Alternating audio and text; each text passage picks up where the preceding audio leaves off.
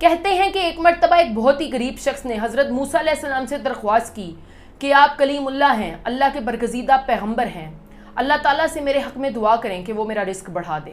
حضرت موسیٰ علیہ السلام نے اس کی یہ بات سن کر اللہ تعالیٰ کے سامنے اس کی درخواست پیش کر دی۔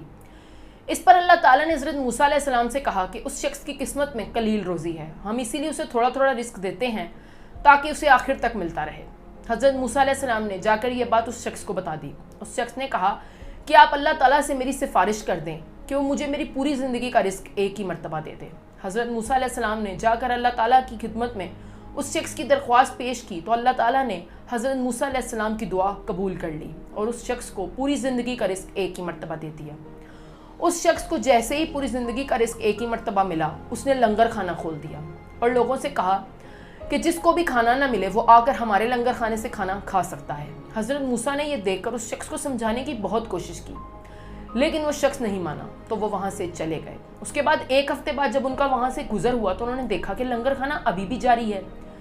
اسی طرح 1 مہینے اور پھر 6 مہینے بعد جب وہ اس کے علاقے سے گزرے تو انہوں نے دیکھا کہ لنگر خانہ چل رہا ہے۔ حضرت موسیٰ نے سوچا تھا کہ اس غریب شخص کی دریا دلی کی وجہ سے بہت ہی جلد اس کا سارا رزق ختم ہو جائے گا، لیکن ایسا نہیں ہوا۔ حضرت موسیٰ علیہ السلام نے یہ سب کچھ دیکھ کر اللہ تعالیٰ سے عرض کیا کہ یہ کیا قصہ ہے، اس کا تھوڑا سا رزق ابھی تک چل رہا ہے۔ اس پر اللہ تعالیٰ نے جواب دیا کہ بے شک اس شخص کی قسمت میں قلیل روزی تھی اور اس کا رزق اب تک ختم ہو جانا چاہیے تھا، لیکن ہمارا ایک قانون ہے کہ جو بھی ہماری راہ میں خرچ کرتا ہے ہم اس کا 10% اسے اس دنیا میں اور 90% آخرت میں دیتے ہیں۔